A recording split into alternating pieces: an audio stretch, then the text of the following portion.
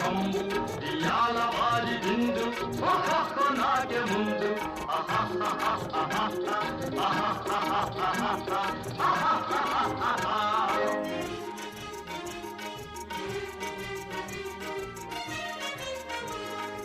ఔరౌరగారెలల్ల అయ్యారె బూరెలిల్ల